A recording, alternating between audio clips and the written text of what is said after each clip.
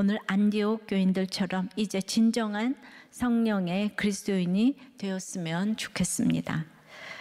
성령의 그리스도인은 첫째로 그래서 좋은 소문이 나는 사람입니다.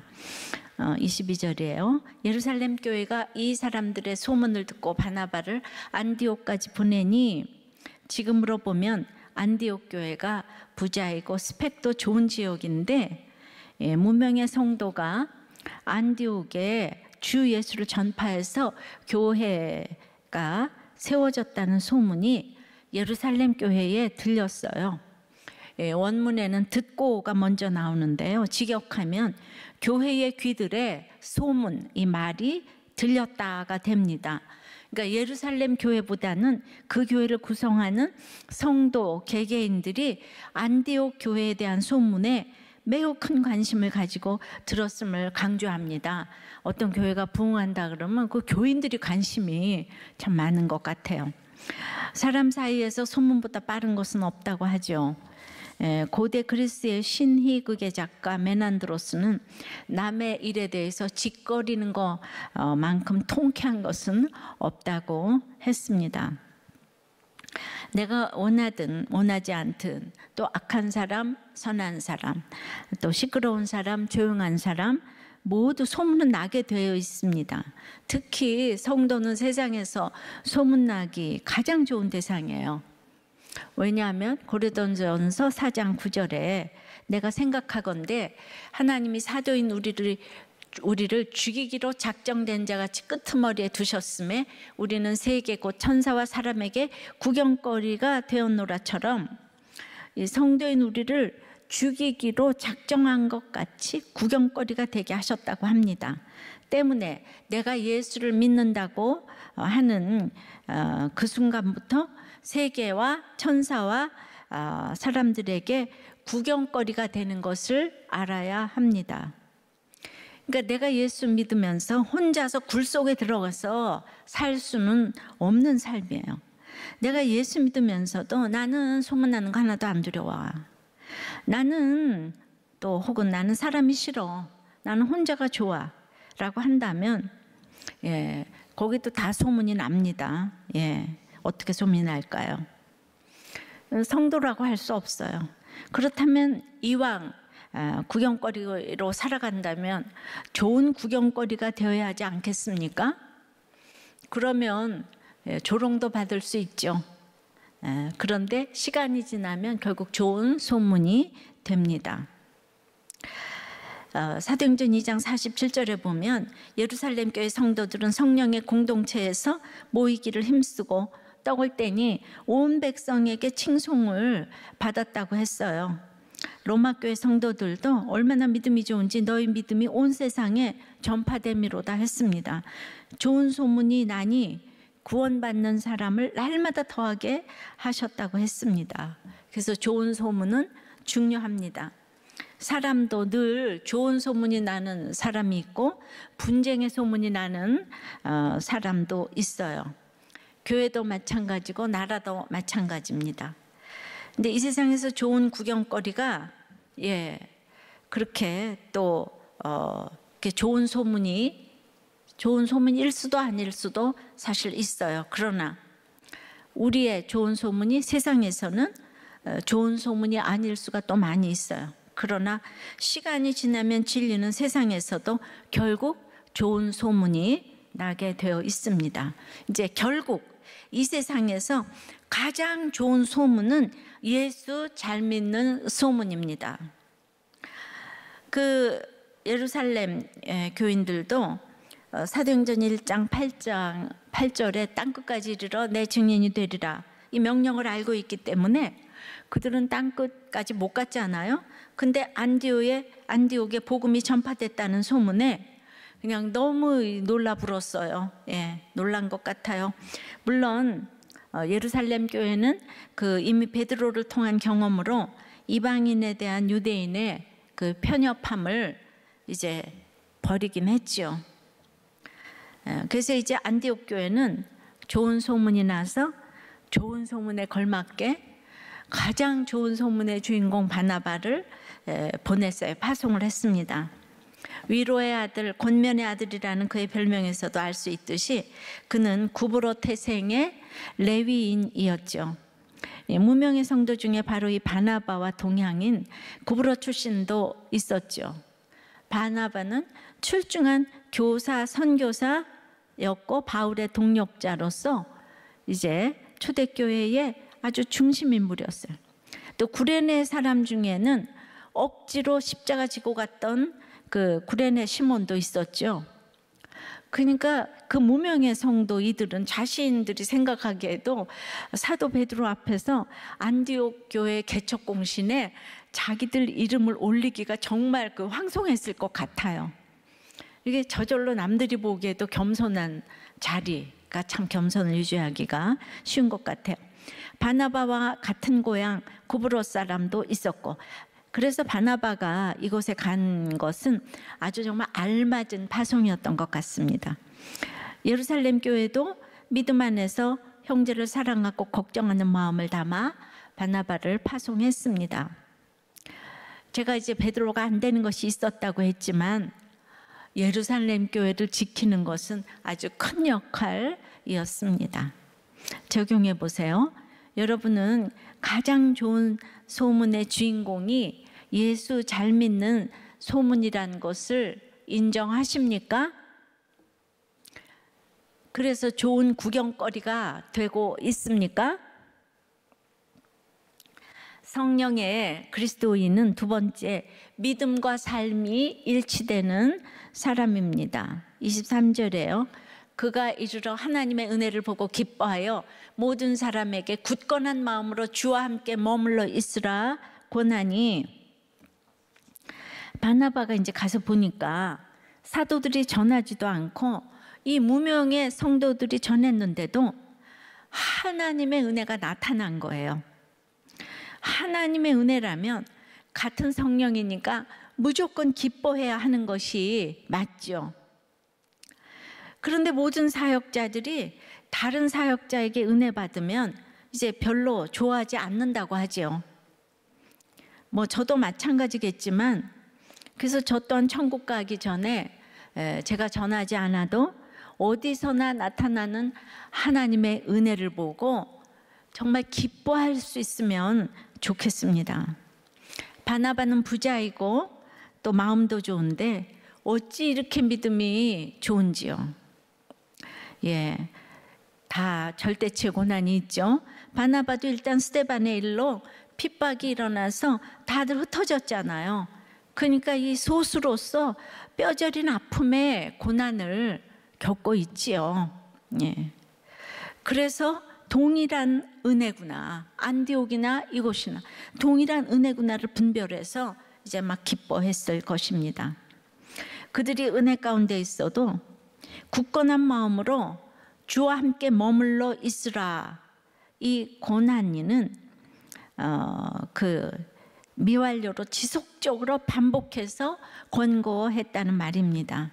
굳건한 마음으로는 한 목적과 뜻을 가지고 헌신하라는 것입니다. 그러니까 이제 은혜가 막 나타나서 이제 보니까 그들 중에 이제 사람을 세우는 것이 급선무라는 것을 이제 간파했어요, 바나바가. 네. 우리들 교회도 사람이 많이 올 때 사람을 세우는 것이 중요했잖아요. 근데 제가 그때 뭘 알겠어요. 예. 근데 이제 거꾸로 역추적을 해보면, 예, 죽어라고 오직 큐티를 하고 나눔을 하니까 저절로 말씀이 사람을 키워지게 했습니다. 그래서 그 말씀이 또 교회를 튼튼하게 하셨지요. 근데 왜 이런 말씀의 양육이 필요할까요? 바나바는 예수 그리스도를 주로 영접한 그들에게 이제 많은 박해와 시험이 이제 도래할 것을 알고 있었어요. 사람이 세워질 때 육이 무너지는 만큼 세워지는데, 이거는 하나님 나라의 여전한 법칙이기도 하거든요. 그래서 글라우디오 황제 때를 지나 이후에 네로 황제 때 전대미문에 박해가 있었지요. 그래서 화형에 처해지기도 하고 사자밥이 되기도 하고 이제 그런 일을 겪을 것인데 굳건한 마음으로 머물러 있으라는 것은 잘 붙어 있으라는 거예요. 이 안디옥 교회에 또 말씀에 예수께. 예. 그래서 저는 우리들 교회 새가족 환영 때 늘 제가 우리들 교회가 워낙 말씀으로 뭘 하니까 좀 어려울 거다. 붙어 있기만 해라 그러면은 수지 맞는다. 말씀을 늘 드리는데요. 과연 붙어 있기만 하면 안 들리다가도 어떤 기회에 들리는 것이 있게 되는 것을 수없이 보게 되는 거예요. 예, 그래서 붙어 있기만 하라고. 따라서 그리스도인이라면 하나님의 은혜를 상실하지 않도록 끊임없이 확고부동한 마음으로 주를 의지해 나가려는 노력이 필요해요. 서로 말씀을 서로 나누고 서로 격려하고 권고도 하고 그렇지 않으면은 이렇게 서 있을 수가 없어. 스탠드 폼 할 수가 없는 거예요. 굳게 붙어 있는 것은 중요합니다. 예. 그래서 해방이 되고 이제 그 광복이 되었어도 이 광복절 노래에 이게 있거든요. 끝에 길이 길이 지키세 길이 길이 지키세 힘써 나가세 힘써 나가세 라고 노래한 것처럼 광복이 되었지만 우리의 나라와 자유를 지켜야 된다고 노랫말을 적었잖아요. 그러려면 힘써 나가야 된다고. 그러나 이 노랫말을 49년에 공모를 해가지고 이 정인보 선생님께 이제 그 당선이 됐는데 그것이 확실히 확정된 것이 1950년 4월 26일이었거든요. 그런데 그 분이 위당 정인보 선생님인데 그는 이승만 대통령이 삼고 초려를 해서 초대 무임소 장관실 초대 감찰위원장을 역임하신 아주 강골이에요. 이분이 타협하지 않는. 그래서 이분이 그 문학자, 역사학자, 뭐 대단한 학자입니다. 3.1절, 제헌절, 개천절 노래까지 이분이 이 광복절까지 5개의 그 절기 중에 4개의 노랫말을 지으신 분이에요. 근데 그게 이제 그렇게 4월 달에 그렇게 4월 26일에 그 확정되고 6.25가 터진 거예요. 이제 여기 2달 만에. 그런데 김일성의 처남이고 이 정인보의 사위인 남파간첩 홍기무에게 납북돼서 이제 올라가면서 처형될 줄 그 누가 알았겠습니까? 사위는 남파간첩이 되어가지고 이제 이렇게 얘기한 거예요. 장인께서도 저와 같이 혁명 사업을 하시지요? 했더니 정인보가 너는 유물론자고 나는 유심론자인데 어떻게 같이 혁명 사업을 하느냐고 했더니 다시 큰 절을 하더니 장인이 절개를 지키는 건 존경합니다. 그렇지만 우리 인민정부에 협력 안 하시면 반동입니다. 하고 며칠 후에 이제 보안소 몇 명이 와서 정인보를 납북했지요. 올라가다가 돌아가셨다고 합니다. 여러분 정말 그 당시 공산주의가 매력이 있어서요. 많이들 포섭이 된 거예요. 그리고 이제 김일성의 그 막스의 이렇게 매료가 이제 많이 되고, 그래서 대학가에도 굉장히 많이 포섭이 됐고, 또 박정희 대통령 군인인데도 그 남로당에 포섭이 됐었죠. 후에 그게 잡혀가가지고 이분은 전향을 했어요. 그래서 이제 구제를 이렇게 받았지만은 그게 그 이제 이렇게 독립이 식민지에서 독립이 되고 아무것도 그런 기초가 없는데 너무나 그 매력 있잖아요. 지식인들이 다 빠지는 거야. 그러니까 광복이 돼서 실력이 훨씬 있으니까 김일성이 남침을 한 거예요. 실력이 훨씬 있는 거예요. 거기 인재들이 다 이제 거기 몰린 거예요. 그래서 우리에게 주어진 자유를 우리가 누리지 못하고 지키지 못해서 정말 나라가 이거 저기 45년에 광복되고 50년에 두동강이 났잖아요, 그죠? 그래도 이 남한이라도 지켰어요. 이건 정말 무슨 하나님 은혜인지를 모르겠습니다. 자, 24절에 바나바는 착한 사람이요 성령과 믿음이 충만한 사람이라 이에 큰 무리가 주께 더하여 지더라. 바나바가 이렇게 권면할 수 있었던 이유는 바로 오늘 말씀처럼 그가 착한 사람이고 성령과 믿음이 충만한 사람이었기 때문이라는 거예요. 굳건한 마음으로 주님께 붙어 있다는 것은 그게 착한 사람이고 성령과 믿음이 충만한 사람이라는 게 다 연동되는 얘기인 거예요. 근데 이제 굳이 좀 나누자면 착한 사람이 인격이라면 성령과 믿음이 충만한 사람은 영적으로 이렇게 풍부한 은혜, 이제 믿음 쪽을 얘기한다고 할 수가 있죠. 한마디로 바나바는 성품과 그 인격, 착한과 또 믿음을 다 갖춘 사람이라는 것이에요. 이원론이 아니라 이론론이라는 것입니다. 그러니까 성령 충만이 삶으로 나타난다는 것입니다. 이렇게 믿음이 삶으로 증명되어지니까 이에 큰 무리가 주께 더하여 지더라고 합니다. 그러니까 바나바는 돈으로 또 인격으로 이 이제 성품이라고 할 수 있는 거죠. 예. 또 믿음으로 300% 하나님께 쓰임 받은 일꾼이었어요. 우리는 이러한 사실을 통하여서 교회의 부흥은 지도자 한 사람의 신앙이 얼마나 많은 영향을 미치는지를 알 수 있습니다. 그러나 배후에서 역사하시는 분은 하나님이시기 때문에 교회가 부흥했다고 지도자가 자신을 과신하는 일은 또 순식간에 교회를 무너지게 할 수도 있습니다. 그래서 이런 말을 들을 때마다 제가 두렵고 이제 떨리는 거죠. 이 세상에 가장 무서운 것은 내 자신이라고 늘 고백을 합니다. 뭐 여러분이 칭찬한다고 비난한다고 제가 그 말대로 되는 것은 아니죠. 그러나 제가 저를 가장 잘 알기 때문에 늘 자신이 없는 거예요.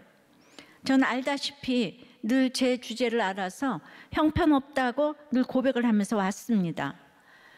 큐티 모임 때부터 또 제가 혼자 큐티를 할 때부터 그래서 여러 가지로 부족해서 늘 이렇게 눈물 마를 날이 없었어요.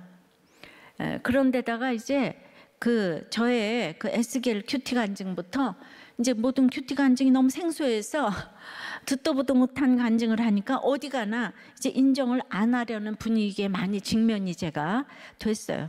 그러면은 나는 말씀을 듣는데 왜 인정받지 못하지 때문에 또 회개할 수밖에 없었어요.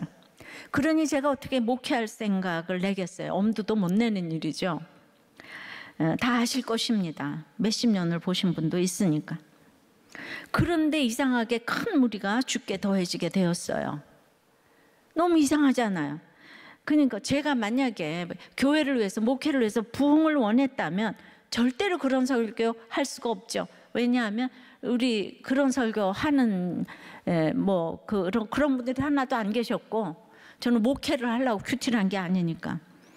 근데 이제 부흥을 했으니까 거꾸로 추적을 하는 거예요. 이 교회가 왜 또 부흥을 했나. 그러니까 보니까 착하고 성령과 믿음이 충만하다는 것은 결국 자기 죄를 보는 사람이 아닌가 싶은 거예요. 그러나 이게 억지로는 절대 안 되는 일이 또 자기 죄 보는 일이에요. 또 흉내를 낼 수는 있지만 그건 오래 가진 않아요. 그렇다고 제가 또 죄를 잘 보는 사람도 아니에요. 예. 그러니까 이제 바나바가 그랬다는 얘기입니다. 근데 이번 주 한 목자님이 나눔에 목사님이 정치하는 게 아니고 이제 그것을 이해해야 한다고 하면서 이해하지 못하면 믿음이 없는 것이라고 이제 말씀하시는 걸 보았습니다. 하지만 이분법적으로 나누는 것은 아닌 것 같습니다. 라고 나누시는 분이 있었어요. 근데 제가 지난주 설교에 지역감정, 진영논리 마음대로 나누라고 해놓고 제가 마지막에 제가 말씀드리는 것을 이해 못하면 나 말씀 안 들림 이라고 설교를 한 거예요. 예, 진짜 맞습니다. 그러니까 그 내용보다 저의 태도가 이제 틀린 거죠. 마음대로 얘기해 놓으라 그래 놓고는 제가 그거 믿음이 없다고 얘기를 하면 그 누가 얘기를 하겠어요. 예, 그러니까 이렇게 바로 이렇게 제가 믿음과 삶이 이제 하나가 되지 못하는 것이 딱 드러났어요. 예. 그래서 이제 저를 위해 정말 그래서 제가 이렇게 연약한 사람이니까, 부족한 사람이니까 저를 위해 기도해 주셔야 합니다. 그러니까 여기서 깨달을 수 있는 것은 내용이 아무리 좋아도 형식이 좋아야 된다는 거죠. 예, 본질이 좋아도 담아내는 그릇이 좋아야 되는 거예요. 사람들은 본질만 좋으면, 내용만 좋으면 다 괜찮다고 생각하지만은, 예, 항상, 예, 아무리 진리가 올바라도 그걸 담아내는 그릇이 완고하고 태도가 불손하고 그렇게 막말을 하고 이러시면은 그 본질이 다 호도되는 거예요. 그러니까 사람들은 본질을 못 봐요. 태도만 보잖아요. 형식이 얼마나 중요한지 몰라요. 예. 자, 그 믿음과 삶의 일치는 참 어렵습니다. 또 어떤 분은 누가 주차한 차를 긁었다.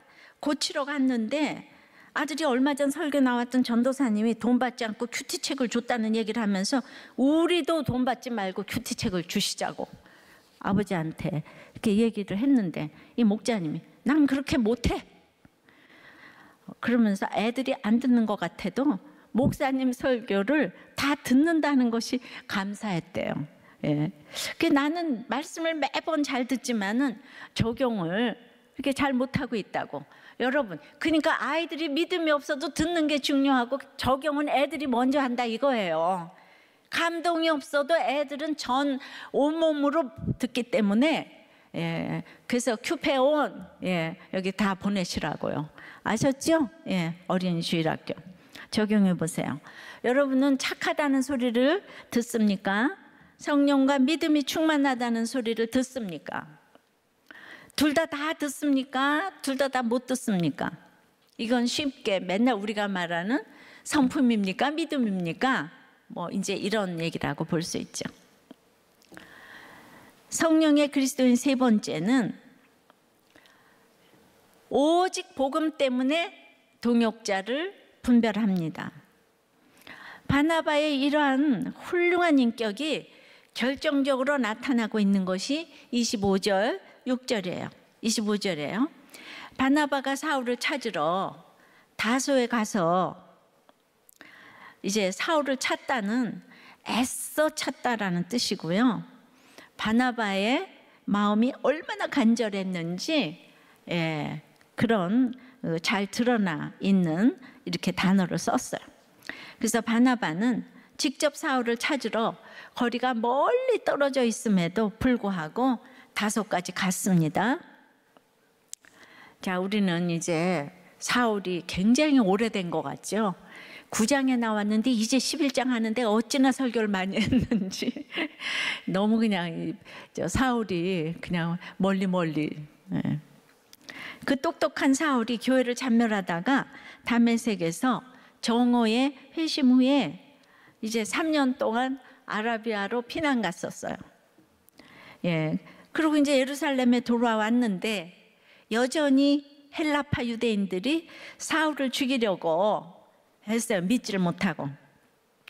그러니까 형제들이 그를 가이사랴로 데리고 가서 빨리 떨어져 있는 이 사울의 고향인 다소로 보냈어요. 사도행전 9장에 나오는 얘기. 그리고 나서 이제 10년이 가까운 그 세월 동안 사울은 아무도 날 찾는 이 없는 외로운 이 산장에, 여러분도 모르는 노래예요. 예. 그래서 이제 정말 그 외로운 그 시간을 보냈습니다. 그동안 뭐 했을까요?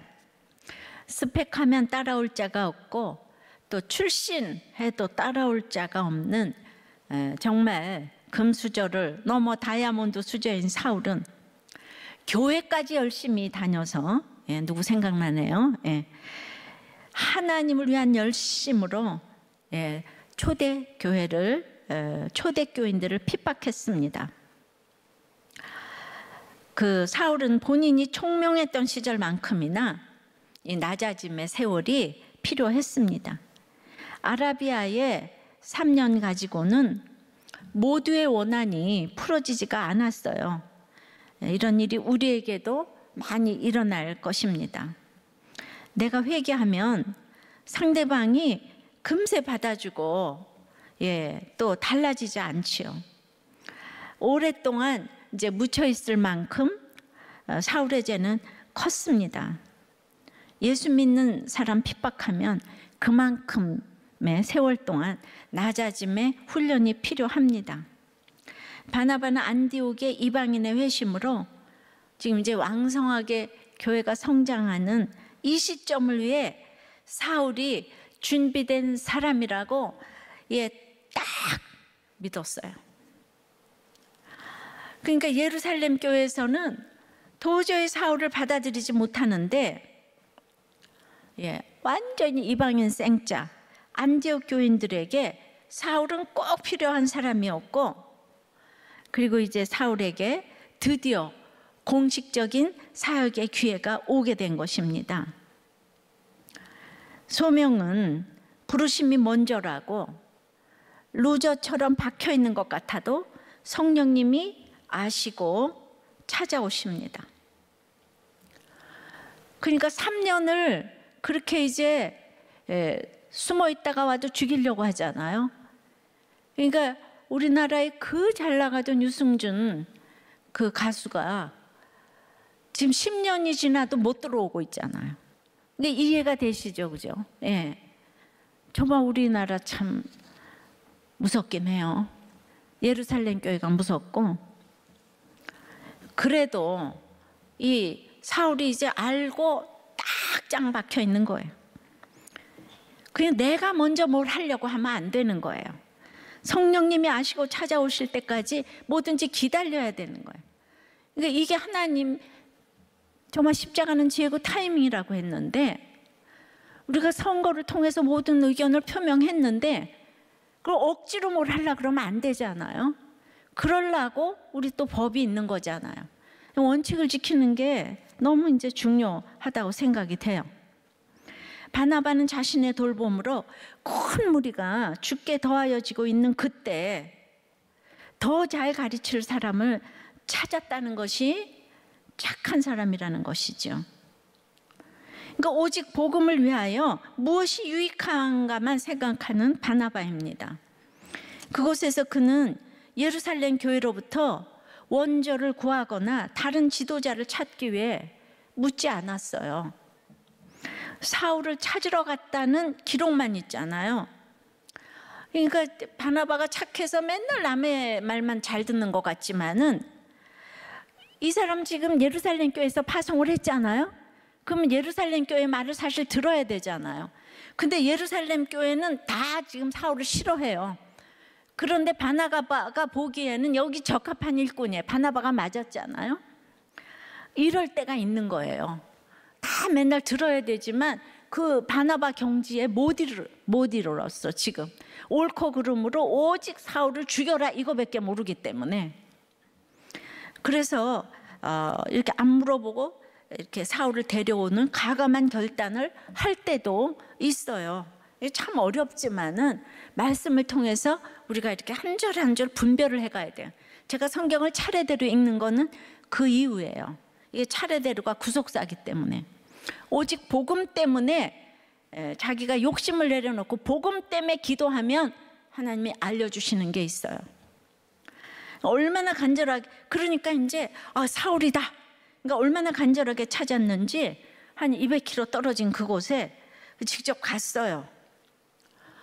왜 이렇게 직접 갔을까 좀 더 깊이 생각해 보면요, 이제 바나바도 이 큰 무리가 죽게 더하자 홀로 이제 목회를 할 수 없다는 자신의 한계를 인정한 것이죠.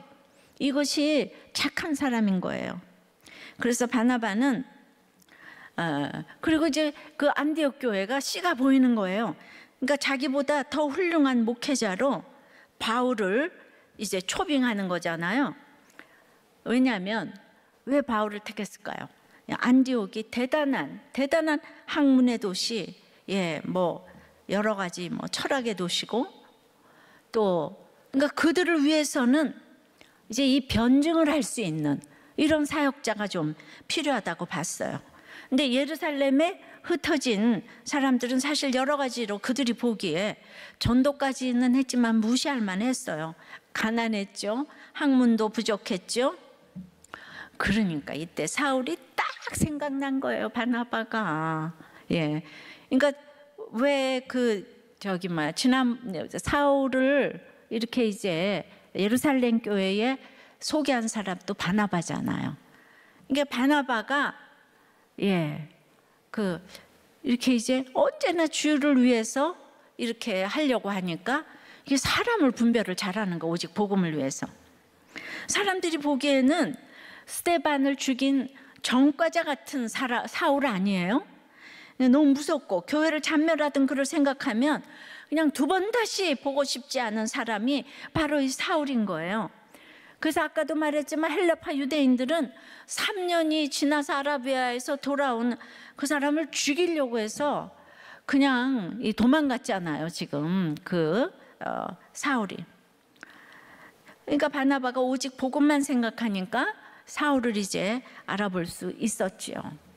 바나바도 참 좁은 길을 가는데 바나바가 워낙 인품이 훌륭하니까 바나바의 한마디가 보증수표 같은, 바울은 죽이려고 해도 이 바나바 같은 사람이 좀 되면 중재자가 이렇게 될 텐데요. 결국 이방 선교의 획을 긋는 사람을 찾아냈습니다. 근데 골라낸 사울이 너무너무 탁월해가지고 자기가 고른 사울로 인해서 베드로도 바나바도 자신의 자리를 다 넘겨주게 됐어요.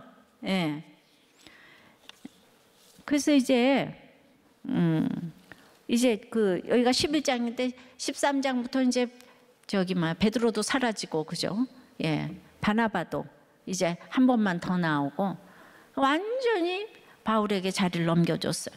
내가 팽당할 것 때문에 나보다 훌륭한 사람을 내세우지 않습니다. 그러나 내가 안 세우면 하나님이 세우시는데요.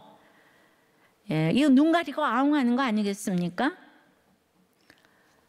그러니까 성경을 보면서 여기까지 여러분들이 묵상하셔야 돼요. 그러니까 이런 바나바를 하나님이 기억하셨어요.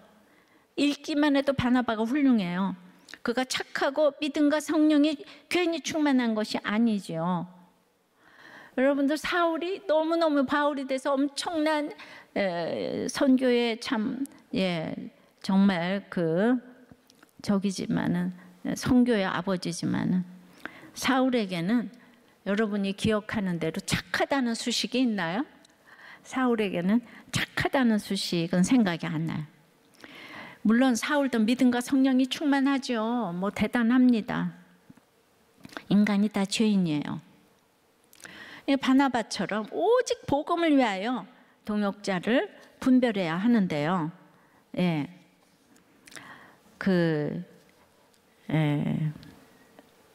저도 바나바 같으면 좋겠지만 그러지 못하죠. 그래서 늘 안타깝습니다.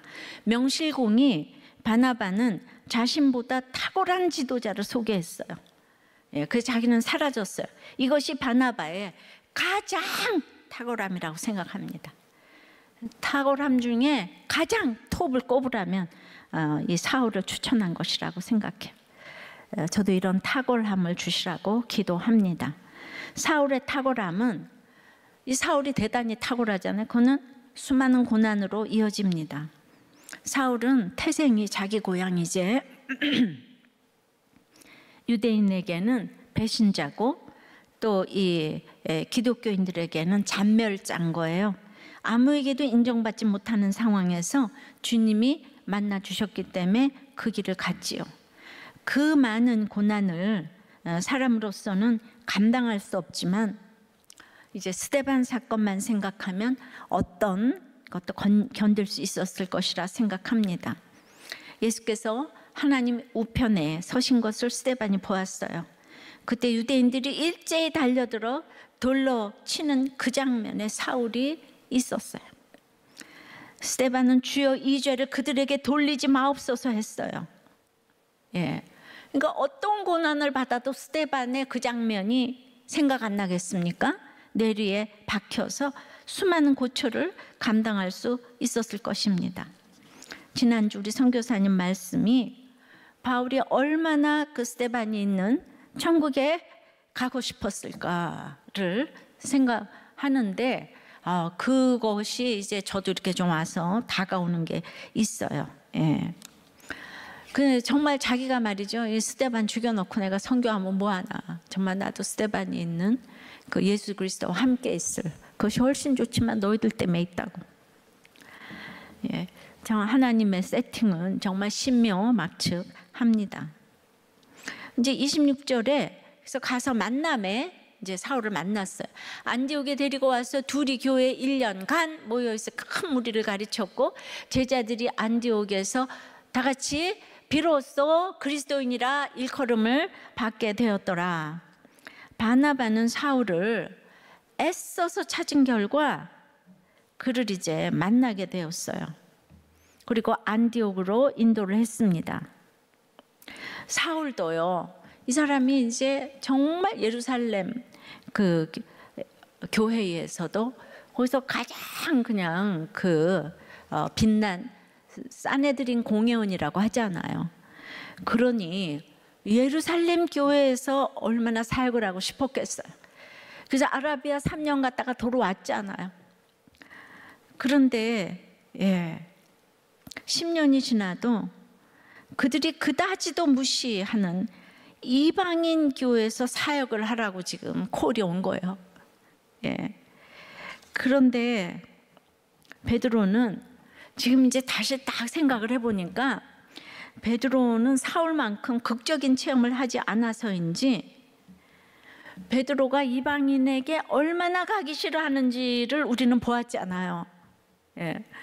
가기 싫어야 하는데 사울이 예전이라면 무시하고 또 무시했을 이 안디옥 교회를 막 감사해서 따라 나서잖아. 즉시 따라 나서잖아.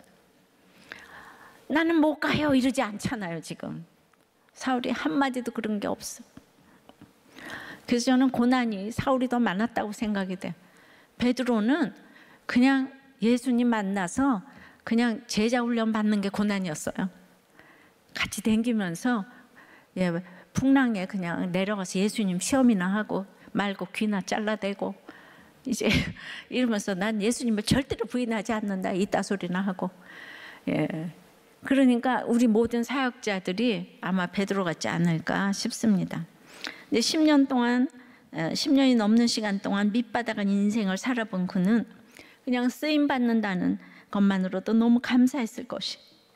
그래서 이제 1년간 교회 함께 모여서 가르쳤는데 1년간에 이 간은요 이제 온 영어로는 홀, 또 전체에 또 이런 뜻으로 사울은 물고기가 이제 물을 만난 듯 1년 전부의 시간을 온전하게 큰 무리를 가르치며 이제 함께 했음을 나타냅니다. 지금 이제 안디옥의 대부분의 성도들이 이제 막 그리스도를 주로 고백했기 때문에 기본적인 신앙교육, 예수 그리스도의 삶과 죽으심, 부활, 승천, 또 이제 보혜사 성령님의 보내심, 뭐 지금 이제 또 재림 등에 대해서 배웠을 거예요. 이렇게 안디옥 교회는 좋은 목회자와 동력자, 좋은 성도들이 이루어낸 이 작품이 되어서 전 세계의 선교의 교두보로 우뚝 서게 되었습니다. 무명의 성도가 전도를 했고 바나바가 파송되었고 사울이 또 얼마나 잘 가르쳤는지 그들의 말을 잘 들은 성도들에 의해서 안디옥의 성도들은 비로소 최초의 그리스도인이라는 칭호를 얻게 되었습니다. 똑같은 복음을 예루살렘에서 전하고자 했을 때는 그들이 다 죽이려고 했는데 안디옥의 성도들은 스폰지에 물을 빨아들이듯이 이 복음을 받아들였습니다. 안디옥의 그럼 제자들에게 그리스도인이라고 불렀던 사람은 누구일까요? 그것은 그 안디옥의 안 믿는 불신자들, 세상 사람들 이었죠. 그들이 그리스도인이라고 불렀다는 것입니다. 이 제자들을 크리스티아누스라고 복수형으로 그리스도의 사람들이라는 이제 뜻이고 또 그리스도의 추종자들을 유대인과 구별하기 위해서 이제 그들에게 그리스도인이라는 별명을 이제 붙였을 것이에요. 이 그리스도인이 신약 성경에서 처음 등장합니다. 자, 안디옥의 이방인 신자들이 더 이상 어떤 유대교의 한 종파에 속한 사람들로 인식되지 않을 뿐만 아니라 예수 그리스도를 믿는 신앙이 이제 유대교와 구별되는 완전히 새로운 신앙으로 인정받게 되었다는 것을 나타냅니다. 이게 뭔가 하면요, 이제 그 예루살렘 교회에서 성령 받고 이제 전부 다 초대교회가 생겼잖아요. 그들도 예루살렘 교회라고 하고, 그들을 죽이려던 유대인 대제사장도 예루살렘 교회라고 하고, 이게 두 개가 맨날 헷갈리는데, 이제 여기서부터 유대교, 기독교, 유대교, 그리스도교, 이게 완전히 이제 한 유대교의 종파가 아니고 완전히 다른 종교로 이제 부르게 된 거예요. 로마 시저의 군인들을 시저인이라고 불렀고 폼페이 군인들을 폼페인이라고 불렀다면, 안디옥에 있는 신자들도 그런 식으로 그리스도인을 따르는 자, 그리스도를 따르는 자, 그리스도의 군인, 그리스도의 종을 가리키는 표현으로 완전히 그리스도인이라고 불리워져 그들의 특징을 나타내었고, 신약에서 두 번 더 나오는데 사도행전 26장, 베드로전서 4장에 이제 나타납니다. 그러니까 믿어도 성경을 이렇게 제대로 읽고 양육을 받는 게 얼마나 중요한지 삶이 딱 구별이 되어서, 그동안 이제 베드로 시대였는데 이제 사울이 1년간 가르치면서 혁혁한 공을 세워가지고 처음으로 그리스도인이라는 칭호를 불신자들에게서 드러낸 거예요. 그냥 선행 정도 가지고는 이 그리스도인이라는 말을 못 듣습니다. 이게 말씀으로 양육받고 적용하니까 범접할 수 없는 권위가 생기고 매력이 생겼어요. 예. 그러니까 그들은 이제 흩어진 유대인으로 가난했고, 아까도 말했어요. 안디옥인들보다 학문도 부족하고 핍박받아서 나라도 없이 떠도는 그들을 안디옥 사람들이 뭐 구별된 그리스도인으로 불렀다는 거예요. 인도의 정신적 지도자 간디가 말하기를, 자기는 그리스도는 인정하고 존경하지만 그리스도인들은 인정할 수 없다고. 예, 맞습니다. 교회 다니는 사람은 많은데 그리스도인은 보기 힘든 시대를 살고 있습니다. 예, 처음에는 조롱하는 말로 썼는데 그들이 워낙 한결같으니까 이게 나중에는 존경하는 말로 바뀌었어요. 양육을 잘 받으니까 안디옥에서 이혼도 안 하고 동성애도 끊고 용서도 잘하고, 그 세상 사람들과 구별이 딱 되는 거예요. 여러분들 예수 믿으면 구별되게 살아야 돼요. 무조건 교회 다니면 코로나로부터 지켜주는 게 아니죠. 지킬 것은 지키고 조심할 것은 조심하고 원칙을 지켜야죠. 특히 생명을 가지고 눈살 찌푸릴 일을 하면 안 돼요. 그 원칙을 지켜야 됩니다. 그러니까 그래서 안디옥 교인들에게 붙여준 별명이 칭호가 되었어요. 예전에 이렇게 뭐 재수생 모임 할 때도 재수생도 쪽팔리는데 무슨 재수생 모임이냐 그러면서, 그 재수생은 학원들을 가잖아요. 그러니까 이제 양재학원 가냐 이러면서 이제 별명으로 붙여준 것이, 지금은 이제 이게 오랫동안 한결같이 오니까 지금은 이제 이 양재학원이 조롱하는 말에서 조금 격상이 됐겠죠. 그때 기분이 좀 나쁘기도 했지만. 근데 요즘 기독교의 별명은 개독교로 폄하되고 있습니다. 그러니까 열왕기를 보면 왕들이 하나님을 섬기지 않고 다른 나라를 의지하고 우상을 섬기면 항상 아수르나 바벨론이 쳐들어오는 거예요. 그러면서 또 기도하면 사면 초가에 있다가도 아수르의 18만 5천 명이 하루아침에 죽어서 유다를 또 건져주십니다. 그렇습니다. 우리나라가 하나님의 은혜로 이렇게 10위권 안에 들게 되었어요. 그러니 교만해졌습니다. 믿는 우리가 사네립에 편지를 성전에 놓고 울며 기도해야 될 때가 왔어요. 그것밖에 길이 없습니다. 사단이 괴롭힙니까? 사단의 참소를 주님 앞에 아뢰기 바랍니다. 아버지 하나님, 75주년을 맞이해서 아버지 하나님, 우리가 아무리 나쁜 부모라도 부모가 있어야 우리 자식이 있습니다. 우리의 사랑하는 대통령을 위해서 기도하오니, 우리가 뽑은 대통령 주님, 아버지 성령의 그리스도인이 되게 도와주시옵시고 우리 백성들을 생각하며 아버지 하나님 참으로 모두에게 좋은 소문이 날 수 있는 우리 대통령님이 될 수 있도록 주여 인도하여 주시옵소서. 다스릴 수 있는 아버지 지혜와 아버지 하나님 능력과 사랑을 허락하여 주시옵소서. 차별금지법 아버지 하나님 또한 낙태 허용법이 통과되지 않도록 주여 막아 주시옵소서. 나라의 근간을 흔들지 않게 도와주시옵소서. 예수 그리스도 이름으로 기도드리옵나이다. 아멘.